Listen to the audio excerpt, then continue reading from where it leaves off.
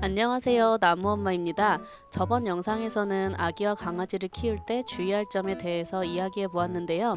아기와 강아지를 키우면서 느꼈던 고충 시리즈의 첫 번째 영상이라 할 수 있었습니다. 이번 영상은 두 번째 고충이었던 아기와 함께하는 실외 배변 강아지의 산책 방법에 대해 이야기해 보려 합니다. 이 영상도 저만의 방법들과 개인적인 생각들을 바탕으로 만들어졌으니 각자의 상황에 맞게 참고해 주시면 좋을 것 같습니다. 일단 저의 반려견인 진돗개 나무는 실외 배변 견입니다. 진돗개는 특히나 실내에서 배변을 하지 않기로 유명한데요. 이 내용에 대해서는 제 영상 진돗개 아무나 못 키우는 이유 2편 진돗개의 실외 배변 편에서 아주 자세히 다루었으니 꼭 보시면 좋을 것 같습니다. 사실 진돗개들뿐만 아니라 다른 견종인 친구들도 산책을 자주 해주다 보면 웬만하면 보호자와 함께 생활하는 공간이 아닌 밖에서 배변을 하고 싶어하는 개들이 많이 있습니다. 제가 아는 지인들의 반려견들 중에서도 꼭 실외 배변만을 고집하는 아이들이 있습니다. 이런 걸 보면 견종의 차이도 있겠지만 성향의 차이도 있는 것 같습니다. 아무튼 우리 나무는 실외 배변을 고집하는 성향이 매우 강해서 산책을 하러 나가지 않으면 배변을 이틀이고 3일이고 정말로 참기 때문에 건강이 나빠질 수도 있습니다. 그래서 비가 오고 눈이 오고 태풍이 불어도 무조건 실외로 나가서 산책을 최소 아침, 점심, 저녁 3번은 해야 되는데요. 이러한 부분 때문에 아기가 태어났을 때 나무 산책을 어떻게 해야 하나 정말 고민이 많았습니다. 저 같은 경우 남편이 교대 근무이고 하루 반나절 일한 뒤 낮에 퇴근해서 못 잔 잠도 자야 했기 때문에 거의 이틀 정도는 밤낮 없이 혼자서 육아를 하며 나무 산책을 해야 하는 경우도 많았습니다. 아기를 돌봐줄 수 있는 사람이 상주에 있다면 좋겠지만 제 경우에는 그렇지 못했기 때문에 이러한 상황에서 제가 썼던 방법들을 요약해서 말씀드려 보겠습니다. 산책은 유모차, 아기띠, 아기 등산 가방, 푸시카, 캐리어를 활용하여 산책을 했고요. 너무 더운 여름이나 눈이 많이 오는 겨울엔 친정 부모님께서 나무 산책을 도와주셨고 가끔 아파트에 사시는 이웃분들이 나무를 잠깐 산책시키는 동안 아기를 돌봐주신 적도 있었습니다. 당근에서 강아지 산책 도우미도 써봤는데요. 이에 대해서는 조금 할 얘기가 많아서 뒤에서 자세히 말씀드릴게요. 그리고 꼭 강아지 산책 때문에 이용한 것은 아니지만 산후도우미 서비스와 아이돌봄 서비스를 이용했었는데요. 이때 이분들이 아기를 돌봐주시는 동안 잠깐씩 나무 산책을 나갈 수 있었습니다. 산후도우미 서비스와 아이돌봄 서비스에 대해서 잘 모르시는 분들도 있으시더라고요. 뒤에서 자세히 설명드릴게요. 출산 직후에는 조리원에 2주 정도 있었어요. 그동안 나무는 친정 부모님 댁에서 지내면서 나무 산책을 부모님이 전담해 주셨습니다. 가족들의 도움 없이는 조금 어려운 부분인 것 같아요. 아이 하나를 키우려면 온 마을이 키워야 된다는 말이 있는데 이제는 강아지 한 마리 키우는 것도 가족들의 도움이 없이는 어렵지 않나 싶습니다. 만약 조리원에 들어가면 강아지를 돌봐줄 가족이 없는 경우엔 조리원에 가지 않고 집에서 산후도우미 서비스를 이용하시는 것도 하나의 방법일 수 있을 것 같아요. 산후도우미는 정부 지원 서비스인데요. 산모와 배우자의 소득에 따라 정부 지원금을 받을 수 있습니다. 2023년도 기준으로 대략 이렇게 된다고 하니 참고해 주시고요. 신청서를 넣어보면 얼마나 지원받는지 나와요. 출산 예정일 40일 전부터 출산 후 30일까지 신청할 수 있다고 합니다. 산후도우미는 예약이 많이 밀려있기 때문에 아이 낳기 전에 미리미리 신청해 놓아야겠더라고요. 저는 조리원 퇴소 후 신청을 하다 보니 대기가 한 달이 넘어가는 바람에 선생님이 배정될 때까지는 친정 엄마와 시어머니가 번갈아서 집에 오셔서 아이 돌보는 것을 도와주셨습니다. 그때 나무 산책도 조금씩 했고요. 아기가 신생아일 때는 2-3시간마다 한 번씩 모유나 분유를 먹기 때문에 모유 수유하시는 엄마들은 잠도 거의 못 자고 3시간마다 젖을 물려야 되는데 이게 진짜 너무 힘듭니다. 다른 게 아니고 사람이 잠을 못 잔다는 게 너무 힘들어요. 예를 들면 밤 10시에 젖을 먹였다면 3시간 지나면 새벽 1시, 그럼 또 아가가 배고파서 깨고 다시 젖 먹이고 놀아주다가 잠들 때까지 기다리면 새벽 4시쯤 됩니다. 이때까지 엄마는 잠 못 자고 있다가 아기가 잠든 3시간을 같이 잡니다. 또 3시간 뒤인 아침 7시에 아기가 배가 고파서 깨면 젖을 먹이고 놀아주고 그러다가 9시나 10시 되면 아기가 잠들어요. 그리고 3시간 뒤인 오후 12시나 1시쯤 또 일어나서 무한 반복이 됩니다. 저는 초반에 준수가 2시간 간격으로 깨서 정말 너무 힘들어가지고 맨날 밤마다 울었던 기억이 납니다. 이렇게 사람이 잠 못 자고 몇 달을 보내면 정말 머리가 멍해지면서 만성 피로에 우울해집니다. 산후 우울증이 왜 생기는지 알겠더라고요. 그래도 육아하는 동안 나무가 같이 밤새주고 함께 해주어서 산후 우울증을 극복할 수 있었습니다. 아기 낳기 전에는 다들 아기 키우는 게 그렇게 힘들다고들 하는데 아기 돌보느라 육체 노동을 해서 힘든 걸까 했어요. 아기가 작고 가볍다 보니 힘들거나 그러진 않았지만 잠을 못 자서 그렇게 힘들다고 하는구나를 아이 낳고 알게 되었습니다. 사람이 그래도 중간에 깨지 않고 최소 7시간은 쭉 자야 피로가 풀리는데 신생아 때는 도와주는 사람이 없다 보면 너무 힘들기 때문에 산후도우미를 써서 산모 식사나 아이 돌봄에 대한 도움도 받지만 잠잘 시간을 확보할 수 있다는 게 가장 큰 도움을 받은 것 같아요. 그리고 덤으로 아기 봐주시는 동안 강아지 배변 산책도 잠깐씩 할 수 있는 거고요. 강아지 산책도 그냥 하는 게 아니라 내가 잠잘 시간을 아껴가면서 하는 것이기 때문에 보통의 책임감으로는 힘든 일이긴 합니다. 예전에 나무와 산후도우미님이 나온 영상을 올렸었는데 댓글에 자기 애기를 왜 자기가 안 키우고 남한테 맡기냐라는 댓글이 있어서 좀 속상했습니다. 아기를 낳아보지 않으면 이런 상황을 정말 이해할 수 없겠구나라는 생각이 많이 들었어요. 저도 그랬으니까요. 내가 정말 사람이 아니어서 잠이 없다면 나도 내 아기를 내가 옆에서 계속 돌보고 싶은데 사람인지라 잠이 쏟아지고 눈알이 빠질 것 같은 힘든 상황에서 그런 댓글을 읽으니 더 우울하더라고요. 아무튼 이번 영상을 만들면서 그때 속상함을 좀 달래보려고 사족을 길게 늘어놓게 되었네요. 그리고 강아지는 어찌됐든 보호자 옆에 함께 있을 수 있다는 것에 가장 큰 안정감을 느끼기 때문에 아기가 태어났다고 강아지를 다른 곳에 보내거나 하기보다는 제가 알려드리는 여러 가지 방법들이 있으니 참고하셔서 활용을 해보시면 좋을 것 같습니다. 여기서 다른 곳에 보낸다는 것은 파양을 말씀드리는 겁니다. 알고 지내던 가족들이 잠깐씩 맡아주는 것은 강아지도 힘들지 않을 거예요. 그렇지만 아기를 낳았다고 강아지를 아예 파양하는 경우도 있기 때문에 참 안타깝고 마음이 아픕니다. 반려견도 나의 가족인데 가족을 파양하는 것은 잘못된 것이라고 생각을 하고요. 내가 결혼을 하고 아이를 낳아도 끝까지 내 강아지를 책임질 수 있는 분들만 키우셨으면 좋겠습니다. 저희 집에 오셨던 산후도우미님도 키우던 강아지가 노견이 되어 무지개 다리 건널 때까지 책임지고 잘 키워주셨던 분이라 나무를 많이 좋아해 주셨습니다. 산후도우미 신청을 할 때 집에 강아지가 있다고 이야기를 하면 도우미를 배정할 때 참고해 주시는 것 같아요. 이제 산책 얘기로 다시 돌아와 볼게요.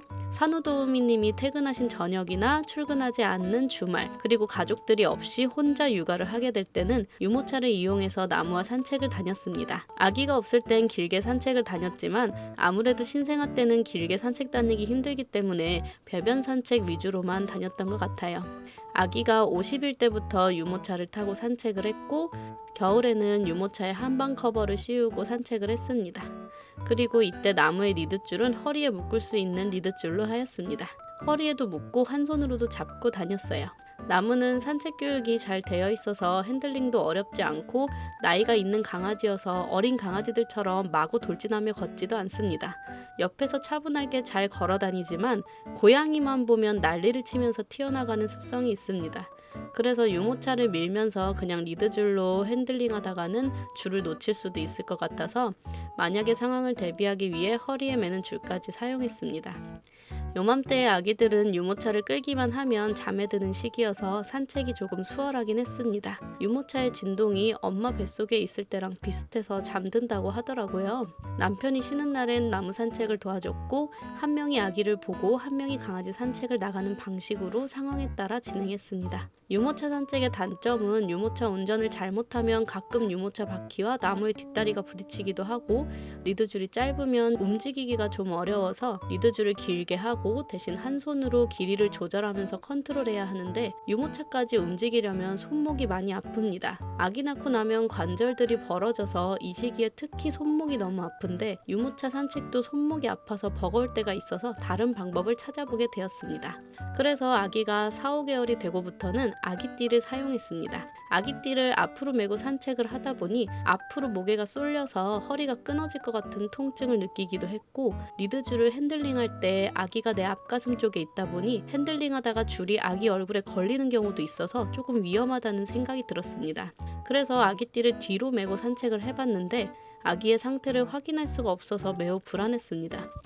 등에 얼굴을 파묻고 있다가 숨 못 쉬는 거 아니야? 하는 생각도 들어서 다른 좋은 방법이 없나 고민하던 중 아기를 등에 태울 수 있는 등산 가방을 발견했습니다. 목을 가눌 수 있게 된 6, 7개월 후부터 이 가방을 사용했는데요. 아기도 안정적으로 앉아서 세상 구경을 할 수 있고 저도 아기띠를 뒤로 한 것보다는 좀 더 안정적이고 편하다는 생각을 했습니다. 대신 행군을 하는 것처럼 무게가 상당했기에 산책 다녀오면 항상 진이 빠져서 쓰러져 자기 바빴던 것 같습니다. 9개월에서 돌 지날 때까지도 이 방법으로 산책을 했습니다. 확실히 아기띠보다 저는 훨씬 좋았지만 점점 체력적으로 한계가 온다는 것이 단점입니다. 체력적으로 너무 힘들어질 때쯤 강아지 산책만 해주는 산책 도우미가 없을까 검색하다가 당근에서 우리 동네 강아지 산책 도우미를 발견하게 되었는데요. 반가운 마음에 신청했지만 결론적으로 저는 산책 선생님을 쓴 것을 후회하게 되었습니다. 일단 나무는 5, 6개월 때부터 강아지 학교에 다니며 예절교육, 핸들링 교육을 열심히 받았는데요. 그렇게 열심히 교육시켜놨는데 산책 선생님이 나무를 리드하는 것이 아니라 나무가 가고 싶은 대로 마구잡이로 산책을 하시더라고요. 저와 다시 산책할 때 갑자기 핸들링이 안 되고 통제가 안 되는 나무를 보고 아차 싶었습니다.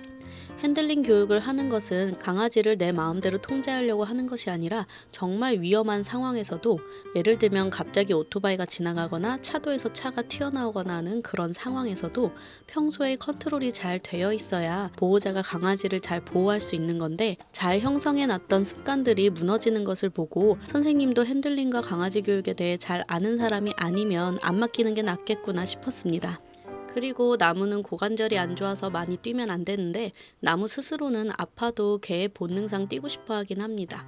그래서 보호자가 상태 보면서 적절하게 뛰어주어야 하는데 산책 선생님 입장에서는 강아지가 원하는 방향으로 가지고 신나게 뛰어주면 좋을 거라고 생각하셨나 봐요. 고관절이 안 좋다고 얘기는 했지만 보호자가 아니다 보니 보호자만큼 케어가 되지 않는 부분도 있고요. 그리고 아기가 있을 때 비가 오거나 눈이 오면 산책 선생님이 더 간절한데요. 이 산책 선생님은 눈이나 비가 오면 자체 휴무였고 그걸 처음에 예약할 때 미리 알려주지도 않으시더라고요. 젊은 분이셨고 아직 체계가 덜 잡혀서 그랬던 것 같아요. 돈이 좀 들더라도 아기가 있는 상황이라 강아지 산책만 챙겨줄 수 있다면 얼마든지 고용하고 싶은데 아직 제대로 운영하는 사람들이 없는 것 같아요. 외국에서는 도그 워커라고 해서 강아지 산책 선생님이 흔한데 한국에서는 아직 수도권에만 있는 것 같아요. 제가 만약 아기도 없고 강아지도 없다면 아마 도그 워커를 했을 것 같아요. 전문가만큼은 아니지만 저는 핸들링 교육도 할 수 있고 예절 교육도 할 수 있어서 잘할 것 같은데 아쉽네요. 충청도권에 도그워커가 많이 없는데 개에 대해 공부 좀 하신 분들이 도그워커 좀 해주셨으면 좋겠네요. 결국 저는 다시 아기를 등에 업고 산책을 다녔고 비가 오거나 눈이 올 때는 이웃집에 아기를 잠깐 맡기고 산책을 다녔습니다. 몸조리할 틈이 없었네요. 아기가 좀 커서는 아이돌봄 서비스를 신청해서 돌봄쌤이 오셨었어요. 아이돌봄 서비스도 소득 기준에 따라서 돌봄 비용을 정부에서 지원받을 수 있는데요. 이때 제가 어린이집을 보낼까 고민하다가 일단은 어린이집은 안 보내본 터라 걱정이 많이 되어서 집으로 와주시는 아이돌봄을 먼저 이용해보게 되었습니다. 이때는 제가 집에서 유튜브를 재택근무처럼 하던 시기라 돌봄쌤을 통해 일하는 시간도 확보하고 나무 배변 산책도 할 수 있었습니다. 그러다가 나중에는 어린이집을 보냈는데 생각보다 준수가 어린이집을 너무 좋아하고 빨리 적응하더라고요. 어린이집에 대해 걱정스러운 소식들을 뉴스로 접해서 불안했었는데 뉴스에 나온 사례들은 정말 극히 일부였어요. 선생님들이 너무 잘해주시고 내가 어릴 때와 달리 교육 시스템도 너무 잘 갖추어져 있고 급식도 잘 나오고 해서 좀 더 빨리 보낼 걸 하는 생각이 들었습니다. 9시에 어린이집을 보내고 4시까지는 그 사이에 편하게 나무와 다시 예전처럼 산책을 할 수 있었습니다. 그러나 4시 이후에 하원을 하게 되었을 때 또 혼자 육아를 하는 날이 오면 아기와 강아지가 같이 산책을 해야 하는데요. 요즘은 제가 이렇게 산책을 하고 있습니다. 유아용 푸시카를 이용하고 있는데요. 준수가 남자아이라 그런지 자동차를 너무 좋아해서 할머니가 BMW 신차로 하나 뽑아주셨습니다. 이 푸시카는 한 손으로도 방향 조절을 할 수 있어서 다른 한 손으로는 나무 리드줄을 잡고 핸들링을 할 수 있습니다. 하지만 놀이터 근처에 오면 준수가 차에서 내리고 싶어 하기 때문에 그때는 준수 노는 걸 봐주고 나무는 근처에 줄을 묶어서 쉬게 해줍니다. 푸시카의 단점은 아기가 차를 안 타고 싶어 하거나 차에서 내리려고 하면 산책을 중단하게 된다는 것인데요. 아직까지는 차를 앉아서 오래 잘 타기 때문에 잘 사용하고 있습니다. 저는 혼자서 나무와 준수를 데리고 여기저기 다니는 것을 좋아하는데요. 친정을 가거나 놀러 갈 때 차에 짐도 많고 아기를 태워야 하는 상황이 오면 캠핑 캐리어를 이용하기도 합니다. 가방이나 간단한 짐이 있을 때 나무 산책을 해야 한다면 캐리어를 끌고 산책을 하기도 합니다. 캐리어는 뒤에서 끌기 때문에 유모차나 푸시카를 밀 때처럼 앞에 걸리적거리는 게 없어서 나무가 제 앞으로 편하게 걸으면서 산책을 할 수 있어서 좋아요. 대신 뒤에 있는 아가를 계속 확인하면서 잘 끌고 다녀야 합니다. 저는 어서 우리 준수가 빨리 커서 나무의 리드줄을 잡아주는 그날이 오기를 간절히 기다리고 있습니다. 아들과 같이 걸으며 도란도란 이야기도 하고 강아지 산책도 하면서 자연을 느끼고 그렇게 소소한 행복을 느끼며 지내는 것이 저의 희망사항이랍니다. 곧 그날이 오겠죠? 지금까지 나무엄마의 영상을 시청해주셔서 감사합니다. 구독, 좋아요, 알림 설정까지 해주신다면 나무엄마에게 큰 힘이 됩니다. 저는 다음에 또 유익한 영상으로 찾아뵙겠습니다. 감사합니다. 바이.